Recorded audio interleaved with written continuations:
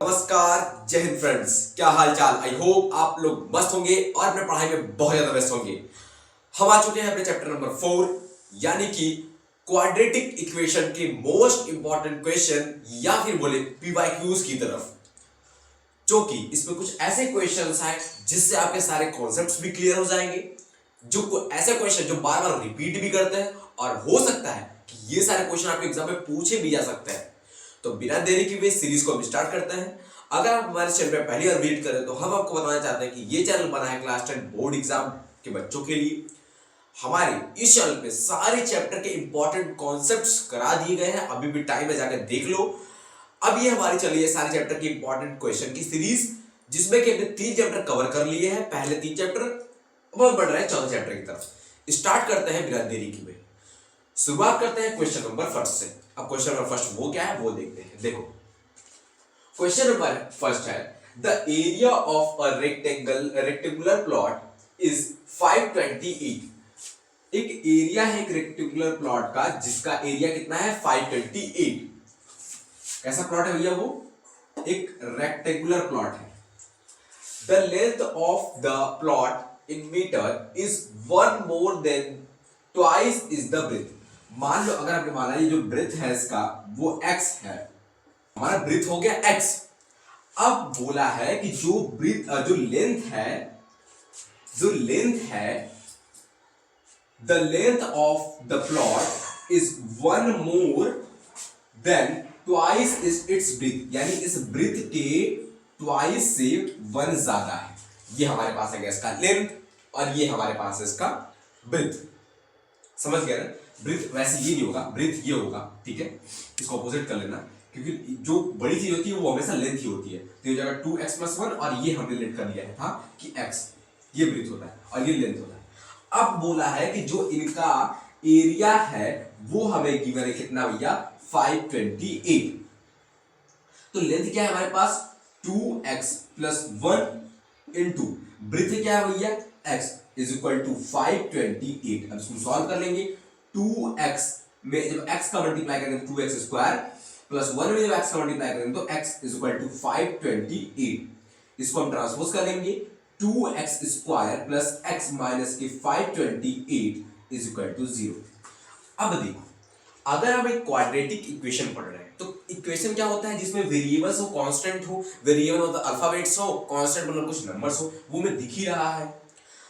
और यहाँ पे क्वाड्रेटिक की बात होती है। क्वाड्रेटिक मतलब होता है उस इक्वेशन या फिर उस पॉलिनोमियल की जो डिग्री हो, जो सबसे हाईएस्ट पावर होनी चाहिए वेरिएबल की, वो 2 होनी चाहिए। इस पूरे इक्वेशन देखो जो x की पावर से हाईएस्ट वो है 2, इसलिए बोलते हैं उसको क्वाड्रेटिक इक्वेशन। अब क्वाड्रेटिक इक्वेशन का जो स्टैंडर्ड फॉर्म होता है वो होता है ax² + bx + c is equal to 0। अब आप लोग एक चीज पे कंफ्यूज हो गए कि भैया क्वाड्रेटिक इक्वेशन और पॉलिनोमियल में अलग क्या है। मेरी बात समझ रहे हो? क्यों हम इसको पॉलिनोमियल क्यों नहीं बोल रहे? पॉलिनोमियल तो भी ऐसा होता था।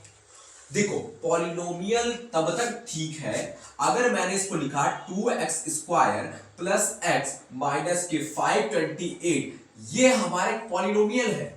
लेकिन जैसे ही हमने इसके इक्वल टू 0 किया ये इक्वेशन बन गया। और ये सबसे माइनर चीज है जो बच्चों को नहीं आती है और तुमको भी इस टाइम नहीं आ रही हो कि इक्वेशन क्या है और पॉलिनोमियल क्यों नहीं बोला हमने। तो इक्वेशन तब बना है जब हमने इक्वल टू 0 लगाया है, क्योंकि इक्वेशन के दोनों साइड कुछ ना कुछ होता है, उसके इक्वल टू कुछ ना कुछ होता है। समझ गए? और ये होता है क्वाड्रेटिक इक्वेशन का जनरल फॉर्म। तो फिर पॉलिनोमियल का general form ax² + bx + c, बस इतना ही, इक्वल टू 0 लगा दिया वो क्वाड्रेटिक इक्वेशन बन जाएगा। हालांकि हमें इतना ध्यान नहीं देना। अब भैया आगे इसको सॉल्व कैसे करते हैं? देखो हमें पहले ac का मल्टीप्लाई करना होता है। अब AC का मल्टीप्लाई करेंगे तो कितना आ जाएगा भैया 2 × 5 to 8 आएगा। अब इनका हम प्राइम फैक्टराइजेशन करेंगे। अब प्राइम फैक्टराइजेशन कर लेते हैं भैया, तो 528 का हम कर लेते हैं। 528 करेंगे तो 2 2 2 4 2 6 12 2 4 8 2 1 2 2 3 6 2 2 4 2 6 12 2 6 12 3 3 1 1 और 11 और एक 2। इसका हम प्राइम फैक्टराइजेशन करेंगे तो आएगा 2 × 1 2 3 4 1 2 3 4 इंटू 3 इंटू के 11, ये आएगा। अब एक चीज आपको ध्यान रखनी है, वो क्या भैया, अब देखो हमें इन इतने प्राइम फैक्टराइजेशन से हमें दो नंबर ऐसे बनाने हैं जिनका अगर हम प्लस या माइनस करें तो वो आना चाहिए b के बराबर, और मल्टीप्लाई करें, अगर हम उन दोनों नंबर का मल्टीप्लाई करें तो वो आना चाहिए ac के बराबर। ये कंडीशन याद रखना, सारे क्वेश्चन हो जाएंगे। अब हम बनाएंगे ऐसे दो नंबर, मान लो मैंने बना दिया कि 11 3 33, 2 2 जा 4, 4 2 जा 8, 8 2 जा 16, 16 जा 32, यानी एक नंबर है 32, एक नंबर है 36। अच्छा भैया ये कैसे डिसाइड करेंगे कि हमें प्लस करके वो दोनों नंबर का लाना है b या फिर माइनस करके लाना है? समझ रहे बात को? मैंने बोला है कि वो प्लस करके भी आ सकता है, माइनस करके भी आ सकता है। ये डिसाइड कैसे होगा? ये डिसाइड होगा इस c के सिंबल से। अगर c का सिंबल, c क्या है, ये लास्ट वाला ना, अगर इसका सिंबल माइनस है तो सब्ट्रैक्ट करके लाना है भैया, अगर ये प्लस रहेगा तो प्लस करके लाना है। तो हमें भी क्या करना है, सब्ट्रैक्ट करके लाना है। यानी हम इन दो नंबर को कैसे सब्ट्रैक्ट करेंगे कि तो 1 आ जाएगा। अब 1 क्यों भैया? क्योंकि हमें अल्फा माइनस बीटा यानी जो ये दो नंबर है उनका जो सब्ट्रैक्शन आना चाहिए वो 1 के बराबर होना चाहिए। अब 1 के बराबर क्यों? क्योंकि जो b है ना वो x का कोफिशिएंट है, तो अब यहाँ पे x का कोफिशिएंट क्या है, 1 है। तो जब हम 33 में से 32 निकालेंगे तो क्या 1 आ जाएगा? हाँ भैया। और जब ये चीज आ जाएगी तो जब इन दोनों का मल्टीप्लाई करेंगे तो ac के बराबर यानी 2 इंटू 5 टू 8 आ जाएगा, वो करके चेक कर लेना। अब कैसे हम करेंगे? तो लिखेंगे 2x स्क्वायर प्लस 33 माइनस 32, बाहर x रहेगा ये वाला, माइनस ये ऐसे रहेगा 5 टू 8 इज इक्वल टू 0। अब क्या करेंगे? 2x स्क्वायर प्लस एक बार हो जाएगा 33x माइनस 32x माइनस के 5 टू 8 इज इक्वल टू 0। अब यहाँ पे दो टर्म बन गए हैं, 4 टर्म है, इन दो टर्म को एक में, इन दो टर्म को एक में कॉमन लेना है यहाँ से। अब यहाँ से कॉमन क्या ले सकते हैं, सोचो, क्या यहाँ से कॉमन में x ले सकते हैं? तो बचेगा क्या, 2x प्लस 33। और यहाँ से तो देखो हमें ऐसी चीजें कॉमन लेनी कि ये ब्रैकेट सेम बन जाए। तो अगर यहाँ पे माइनस है तो माइनस को हम बाहर ले लेंगे तो अंदर का सारा सिंबल चेंज हो जाएगा। और यहाँ से क्या कॉमन है? अगर इन दोनों में से देखो 60 कॉमन में मिल रहा है, अगर हमने 60 कॉमन लिया तो ये जो चीज कॉमन है तो उसे डिवाइड बनाते हैं।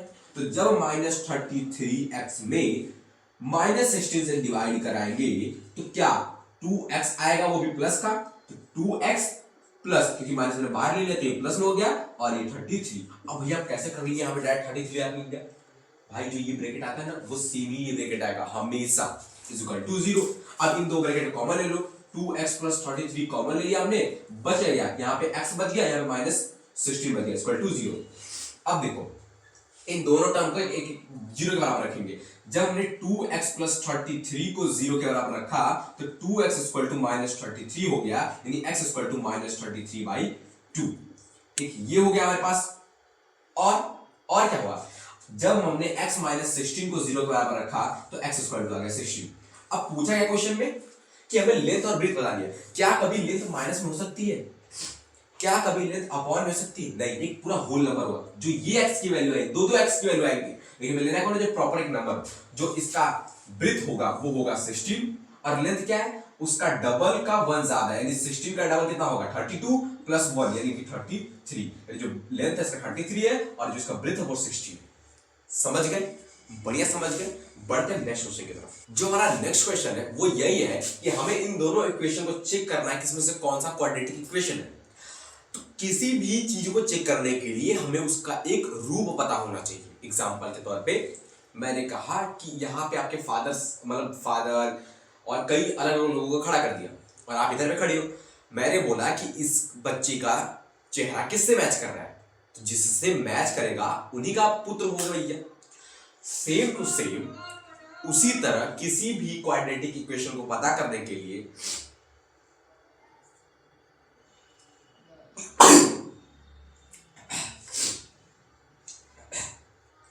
जुकाम हो गया तो प्रॉब्लम हो जाता है, ठीक है। किसी भी क्वाड्रेटिक इक्वेशन को पता करने के लिए उसका हमें स्टैंडर्ड फॉर्म पता होना चाहिए। स्टैंडर्ड फॉर्म क्या होता है क्वाड्रेटिक इक्वेशन का? ax square plus bx plus c equal to 0।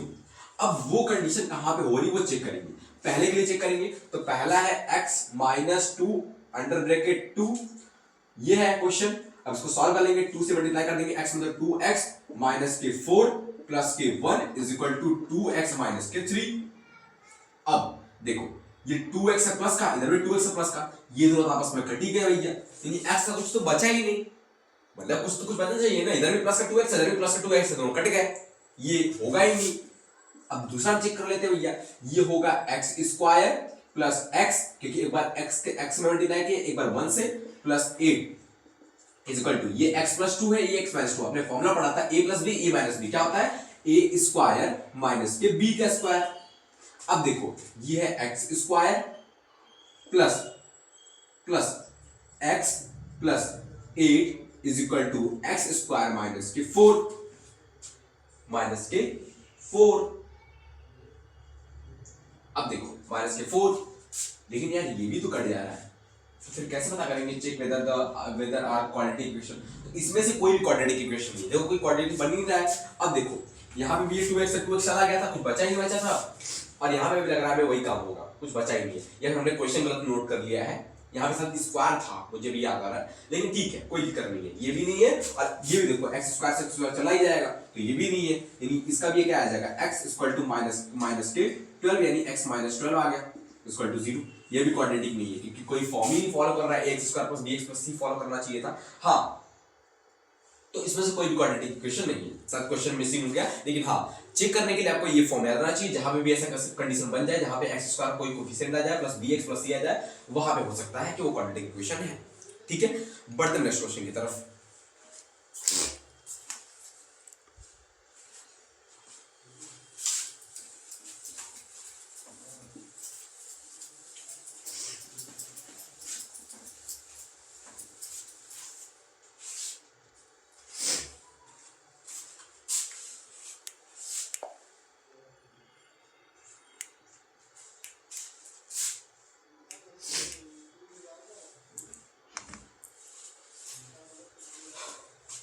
जो हमारा थर्ड क्वेश्चन है वो है कि Rohan's mother is 26 year old than him, यानी जो रोहन की मदर है वो 26 ईयर बड़ी है रोहन से।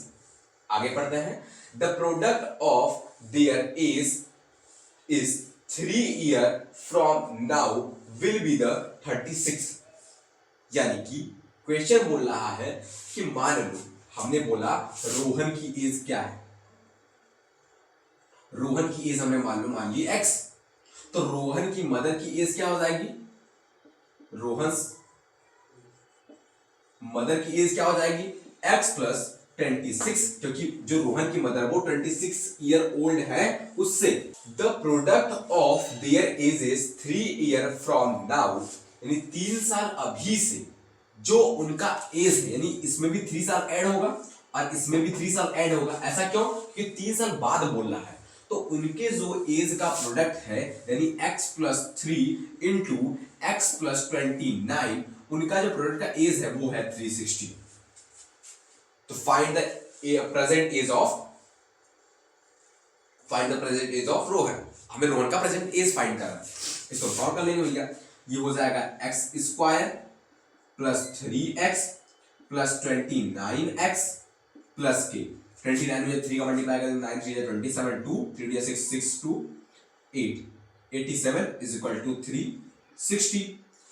ये हो जाएगा एक्स स्क्वायर प्लस इसको ऐड कर देंगे कितना हो जाएगा 32x, ये प्लस का 87 है, ये प्लस का 87 है, ये हो जाएगा माइनस का 360, ये देखो मैंने इसको ट्रांसपोज कर दिया इक्वल टू 0, ये हो जाएगा एक्स स्क्वायर प्लस 32x, इसको हम सब्ट्रैक्ट कर लेंगे, सब्ट्रैक्ट में कितना आ रहा है 3 और 3 5 15 7 और 2। अब हमने वही काम करना है, अभी इसका फैक्टराइजेशन करना है, जिसको सब्ट्रैक्ट करने पे 32 आए, मल्टीप्लाई करने पे 273 आ जाए, तो 273 3 से करेंगे 3 9 27 3 1 3, ये नहीं होगा 3 9 27 3 1 3, अब 7 से कर देंगे भैया 7 1 7 7 3 21 और ये हो गया 30। अब ये आ गया, अब हम मल्टीप्लाई कर लेंगे भैया, तो 13 3 जा 39 और एक 7, हमारे पास एक नंबर आ गया 39 और एक आ गया 7। क्या देखो सब्ट्रैक्ट करने में 32 आ रहा है, तो जब 39 में से 7 निकालेंगे तो 32 आएगा ही, यानी x square 39 minus 7x minus के 273 इक्वल टू 0।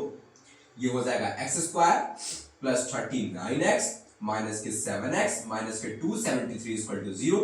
कॉमन ले लेंगे x, तो x प्लस 39, और हमें याद रखना जो ये ब्रैकेट आया वही हमें यहाँ पे लाना है, तो यहाँ से माइनस हम 7 कॉमन ले लेंगे तो वो हो जाएगा x प्लस 39, बिना मैंने किया ही वो लिख दिया, बस याद रखिए कॉमन क्या ली, ठीक है।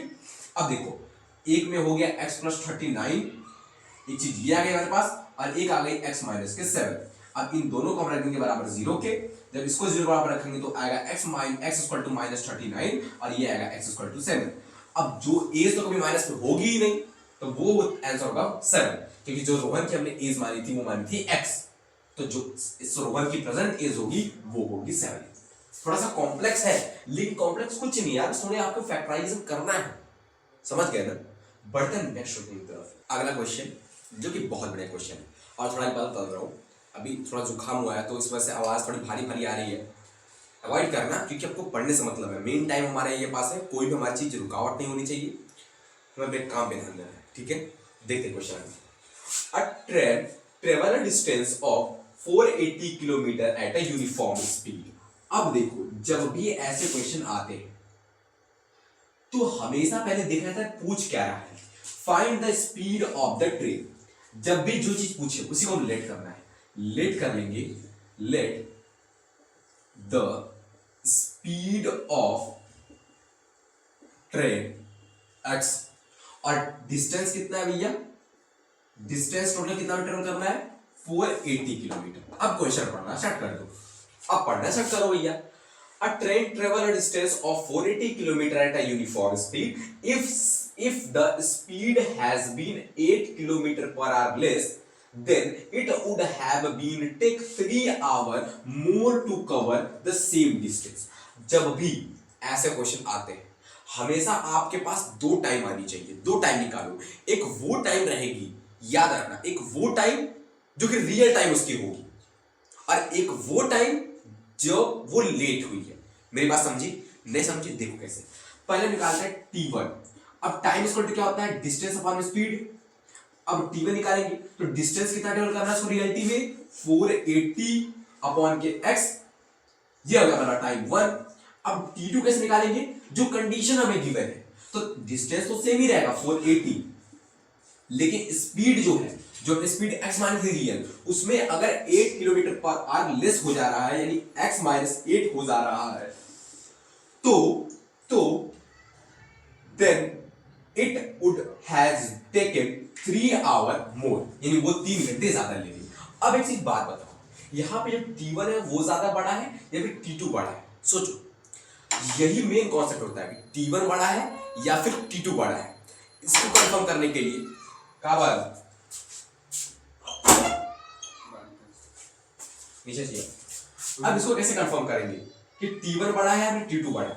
देखो, जो जब स्पीड घटी है, जब भी स्पीड घट रही है, इसका मतलब कि टाइम ज्यादा लग रहा है, यानी अगर यहाँ पे स्पीड सेम थी तो वो टाइम, मान लो अगर स्पीड नॉर्मल थी तो वो लगा 10 मिनट, लेकिन स्पीड कम हो गई, 5 किलोमीटर हो गई, तो टाइम तो बढ़ेगा ना। तुम घर जा रहे हो भाई, स्पीड तुम्हारी तेज है तो टाइम कम लगेगा, स्पीड कम हो गई तो तुम्हारी टाइम ज्यादा लगेगा, यानी t2 बड़ा है। यानी जब हम t2 माइनस t1 कर रहे हैं तो वो हमारे पास आ रहा है 3 आवर। अब 3 इक्वल टू t2 क्या भैया, 480 x माइनस 8 माइनस 480 x। यही काम मैंने बोला था कि एक t1 आएगा t2 आएगा, वो काम करना। इसको सॉल्व कर लेंगे तो 3 इज इक्वल टू, इन दोनों का एलसीएम ले लेंगे, ऐसे मतलब इन दोनों का आपस में मल्टीप्लाई कर दो, ये हो जाएगा, मल्टीप्लाई करने हो जाएगा x स्क्वायर माइनस के 8x। 480 में जब इस x से मल्टीप्लाई करेंगे तो 480x आ जाएगा, माइनस जब अब इसमें हम इसका मल्टीप्लाई करेंगे तो आएगा 480x माइनस माइनस प्लस, अब 8 से मल्टीप्लाई कर दो, 0 8 8 या 64, 6 8 4 जा 32, 32 38, ये आ गया। अब देखो हमेशा ये चीज कट जाएगी, हमेशा, ठीक है। 480x माइनस 480x कट गया, ये चीज मल्टीप्लाई हो जाएगी, यानी 3x स्क्वायर माइनस 8 या 24x इज इक्वल टू 3840। अब इसको मतलब ट्रांसपोज करेंगे, 3x square minus 24x minus के 3840 इज इक्वल टू 0। अब यहाँ पे 3 हमें कॉमन दिख रहा है, 3 कॉमन लेने को भैया, बचा क्या, x स्क्वायर माइनस 3 8 या 24 माइनस, और 3 1 जा 3 3 2 जा 6 3 2 जा 6 3 8 जा 24 0, ये हमारे पास बच गया इक्वल टू 0। इधर आगे 0 ही होना है इसको, तो x स्क्वायर माइनस के 8x माइनस के 1280 इक्वल टू 0। जब इसको सॉल्व करेंगे तो x की वैल्यू आ जाएगी चलो एक नया मेथड हम लोग देखते हैं। आप लोगों ने पढ़ा है भाई सिद्धाचार्य विधि आपने पढ़ा है, जो फॉर्मूला होता है, फॉर्मूला क्या होता है कि minus B plus minus under root B square minus 4ac upon की 2a। ये फॉर्मूला इसीलिए होता है, वैसे बड़े बड़े कॉम्प्लेक्स नंबर आते हैं तो हम ये यूज करते हैं। माइनस बी, तो बी क्या है भैया, बी क्या होता है एक्स का कोफिशिएंट, लेकिन हम इसको भी सिंबल के साथ ही लेंगे, अगर प्लस है तो ठीक, लेकिन माइनस है तो माइनस माइनस का 8 plus minus under root minus 8 का whole square minus 4 into A क्या है एक्स स्क्वायर कोफिशिएंट क्या है, कुछ नहीं तो 1 इंटू सी क्या है माइनस 1280, तो माइनस 1280 ये हमारे पास है, अपॉन के 2 इंटू 1, ये हो जाएगा minus minus plus 8 plus minus 8 का स्क्वायर करेंगे कितना आएगा 64, माइनस माइनस हो जाएगा आपका प्लस।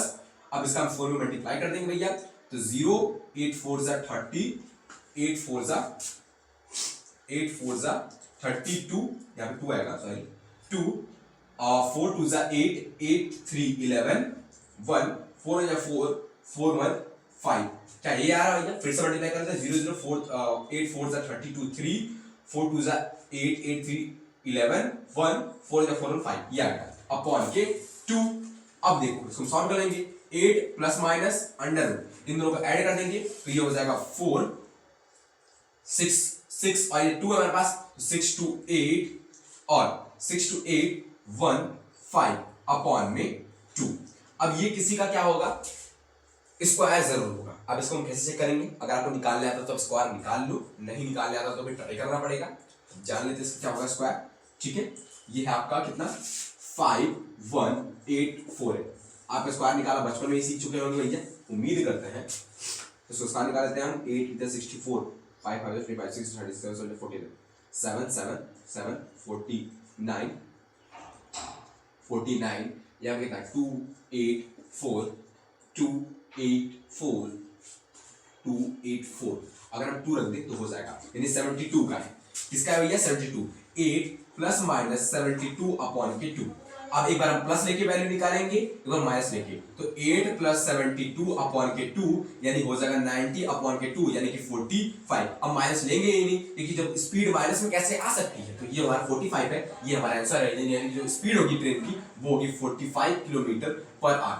अगर आपको स्क्वायर निकालना अभी तक नहीं आता है, अगर ये काम करना नहीं आता, कमेंट करना, इसके ऊपर मैं सेपरेट वीडियो बनाऊंगा, लेकिन कमेंट जरूर करना कि हमें भैया ऐसा निकालने नहीं आता है। ठीक है, बढ़ते नेक्स्ट क्वेश्चन की तरफ। अब देखो हमें इनका फैक्टराइजेशन करना है, ये आपका होमवर्क रहेगा, ये क्या है भैया 2 कुछ गलत हो गया यहाँ पे रहेगा 2x स्क्वायर माइनस के 5x प्लस के 3 इक्वल टू 0।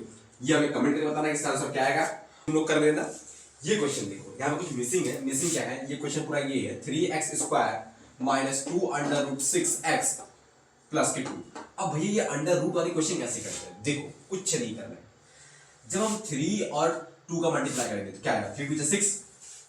अब देखो जो चीज ब्रैकेट में है, जो चीज अंडर रूट में है, उस नंबर को तोड़ो ऐसे कि वो भी ऐसे ही अंडर रूट में आ जाए, तो हम 6 को क्या under root 6 into under root 6 लिख सकते हैं, बस हो गया। लेकिन यही दो नंबर ऐसे हैं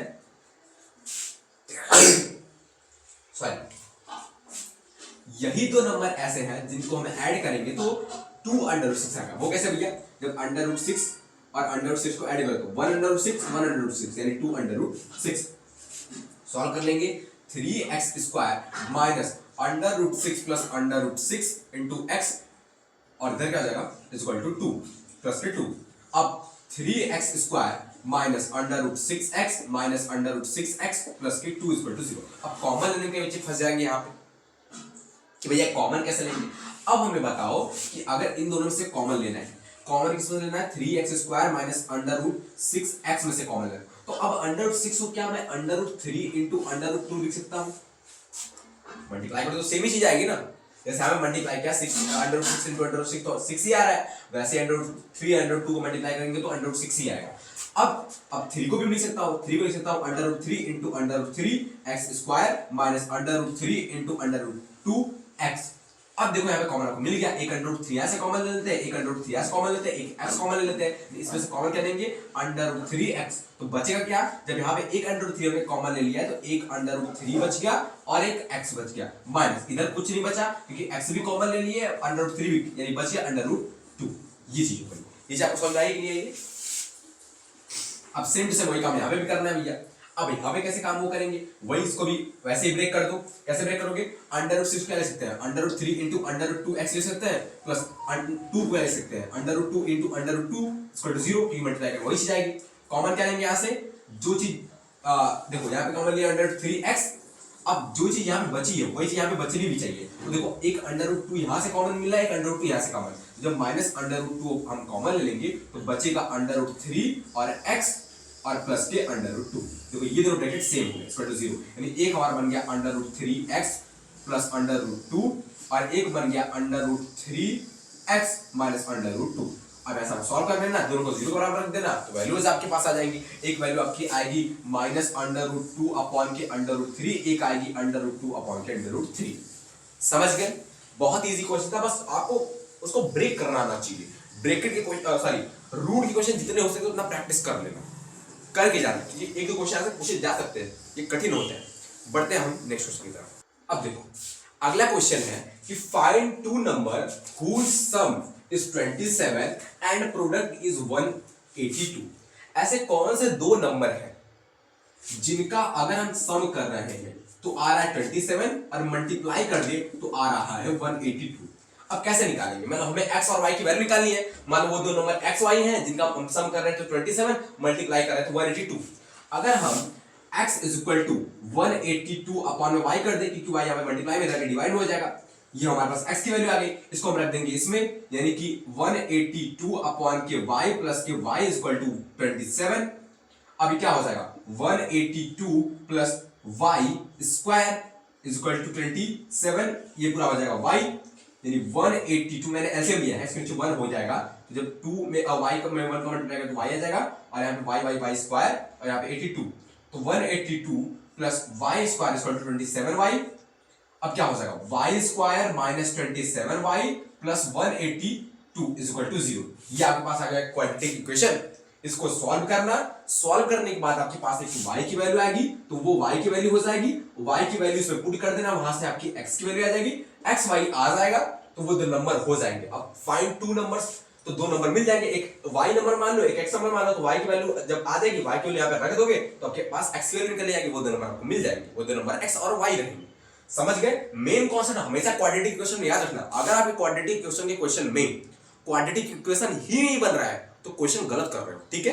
बढ़ते नेक्स्ट क्वेश्चन की तरफ। अब देखो लास्ट में एक ऐसा क्वेश्चन है और एक ऐसा कॉन्सेप्ट है जिससे आपके कम से कम 2-3 एमसीक्यू आने फिक्स है, वो देखते हैं और वीडियो का एंड करते हैं। भैया आप इतने कम क्वेश्चन अभी क्यों करा रहे हो, देखो अभी तबियत मेरी बेकार चल रही है भाई, क्वेश्चन कम नहीं करा रहा हूं, क्वेश्चन बढ़िया नहीं करा रहे हैं, और वो क्वेश्चन जिससे आपके सारे क्वेश्चन हो जाएंगे, ऐसे क्वेश्चन है। हम उन लोगों की नहीं, उन टीचरों की तरह नहीं है कि मतलब कि भर भर क्वेश्चन कराए, एक ही क्वेश्चन को 25 तरह से कराए। क्या मतलब है, हम एक क्वेश्चन को बढ़िया समझ ले, उसमें प्रैक्टिस आप अपने से करो। मतलब एक क्वेश्चन अगर सीख रहे हो तो उस क्वेश्चन को कम से कम 5 मिनट प्रैक्टिस के ऊपर दो। अगर एक क्वेश्चन यहाँ पे सिखा रहा हूं तो ऐसे ही क्वेश्चन को हम 5 प्रैक्टिस करो। मैं प्रैक्टिस कराऊंगा मतलब क्या निकलेगा, मतलब प्रैक्टिस ही मैं कर रहा हूं, सारा काम मैं करूं तो तुम बस बैठ के वीडियो देखोगे, ऐसा कोई फायदा नहीं होगा मेरे दोस्त। करना पड़ेगा आपको भी। मैं यहाँ पे एक क्वेश्चन करा रहा हूं, मैं 7 ही क्वेश्चन करा रहा हूं, 8 ही क्वेश्चन करा रहा हूं, लेकिन वो सारे आपके एनसीईआरटी कवर कर रही है, सारे आपके आरटी समय कवर कर रही है। हाँ, लेकिन प्रैक्टिस आपको करना पड़ेगा। एक क्वेश्चन आपको मैं आपको हाथ पकड़ा रहा हूं, आपको सारी चीजें चलना आपको अपने से ही, समझ गए ना। अब लास्ट चीज देखते हैं। देखो एक डिस्क्रिमिनेंट नाम की चीज होती है। अभी डिस्क्रिमिनेंट क्या होती है, डिस्क्रिमिनेंट इसी को बोलते हैं, b स्क्वायर माइनस 4ac को हम डिस्क्रिमिनेंट बोलते हैं। अब कुछ कंडीशंस होती है, अगर इसकी वैल्यू 0 के बराबर आ रही है, अगर इसकी वैल्यू 0 के बराबर आ रही है, इसका मतलब कि जो उसके जो रूट, जो हमने दो वैल्यू निकाली है क्वाड्रेटिक इक्वेशन की, हमेशा लास्ट में क्वेश्चन में दो वैल्यू आ रही है, वो दोनों एक रियल वैल्यू होंगी और रियल के साथ इक्वल वैल्यू होंगी, यानी जो x के दोनों वैल्यू आएंगी वो सेम आएंगी। कब, जब ये इक्वल टू 0 हो जाएगा। इसको चेक भी करेंगे इस क्वेश्चन में। और अगर ये b स्क्वायर माइनस 4ac अगर ये 0 से बड़ा हो तो रियल रूट तो आएंगे लेकिन वो अनइक्वल होंगे, यानी वो अलग अलग होंगे। जैसे अभी हमने क्वेश्चन में किया वो अलग अलग आ रहे थे। लेकिन अगर बी स्क्वायर माइनस 4ac 0 से छोटा हो गया तो इसके रियल रूट होंगे ही नहीं, मतलब आप निकाल ही नहीं सकते, वो सॉल्व भी नहीं होगा। तो अब मैं क्वेश्चन ये है कि find the discriminant of the quadratic equation. Quadratic equation क्या है भैया, ये थोड़ा पे कंप्यूटर प्रिंट मिस प्रिंट कर दिया है, 2x square minus 4x plus 3 equal to 0। अब चेक करेंगे B square minus 4ac, B क्या है ये, तो बी -4 है तो -4 का whole square minus 4 into A क्या है 2 इंटू सी क्या है 3, ये हो जाएगा 16 माइनस 4 2 जा 8 8 या 24। अब ये जो वैल्यू आ रही है वो आ रही है माइनस में भैया, माइनस में कितना आ रही है, माइनस में आ रही है 8। अब ये जो है वो 0 से क्या है, 0 से छोटा है -8, माइनस की वैल्यू 0 से छोटी रहती है, यानी जो इसका नेचर होगा वो क्या होगा, वो होगा नो रियल रूट, कोई भी रियल रूट नहीं आएगा। अगर ये 0 के बराबर आ जाता तो वो रियल रूट होता और इक्वल होते, सॉल्व करते तो दो रूट आते, दोनों आपस में इक्वल आते। ये कॉन्सेप्ट याद रखना भूलना मत। यहीं पे हम अपने इस वीडियो का एंड करते हैं, मिलेंगे नेक्स्ट वीडियो के साथ, तब तक के लिए जय हिंद जय भारत। पढ़ाई करते रहो, जो मैंने समझाया उस चीज को आप समझते रहना, तब तक के लिए बाय बाय, पढ़ाई करो।